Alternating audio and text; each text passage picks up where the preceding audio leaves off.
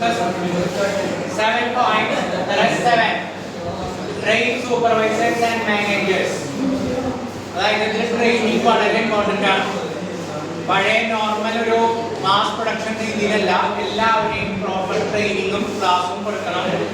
Hold on zero defects day, വർഷത്തിലൊരിക്കൽ zero defects day എന്ന് പറഞ്ഞ് സെലിബ്രേറ്റ് ചെയ്യണം. സെലിബ്രേറ്റ് ചെയ്യുമ്പോൾ ഏത് ഡിപ്പാർട്ട്മെന്റിൽ നിന്നാണ് ഏറ്റവും കുറഞ്ഞ ഡിഫെക്റ്റ് വന്നത് ആ ഡിപ്പാർട്ട്മെന്റ് ഹെഡിനെ ആദരിക്കണം. അതിലെ എംപ്ലോയീസിന് ഒരു ചെറിയ മൊമെന്റ് കൊടുക്കണം. അങ്ങനെ സീറോ ഡിഫെക്ട് ഡേ എന്ന് പറഞ്ഞൊരു ഡേ, അതായത് എല്ലാ എംപ്ലോയീസിന്റെ ഉള്ളിൽ ഒരു ആഗ്രഹം വരണം, അതായത് ഞങ്ങളുടെ ഡിപ്പാർട്ട്മെന്റിൽ നിന്നുള്ളത് ഡിഫെക്ട് ഉണ്ടാവില്ല. Encourage individuals and groups to set improvement goals. അതായത് ഓരോ ഡിപ്പാർട്ട്മെന്റ്, പ്രൊഡക്ഷൻ ഡിപ്പാർട്ട്മെന്റ് തീരുമാനിക്കുകയാണ് ഞങ്ങളുടെ 95% ഇംപ്രൂവ്മെന്റ് ഉണ്ടാവും.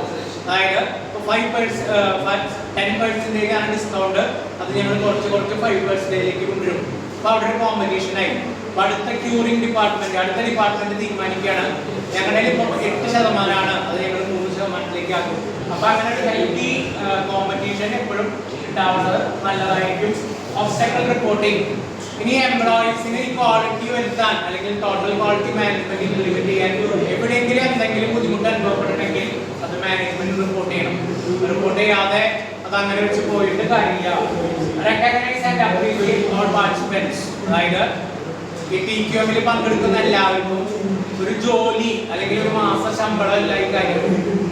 അതായത് അവരുടെ ജോലിക്ക് അപ്പുറം അവർ ചെയ്യേണ്ട കാര്യങ്ങളാണ്. അപ്പൊ അതിന് അവർക്ക് റെക്കഗ്നേഷൻ കൊടുക്കണം. ഓരോ എംപ്ലോയർ 99% പെർഫെക്ഷനോട് ഒരു സംഭവം ഉണ്ടാക്കിയാൽ ആൾക്കൊരു അവാർഡ് കൊടുക്കണം. ബെസ്റ്റ് എംപ്ലോയി അവാർഡ് കൊടുക്കണം. Like that.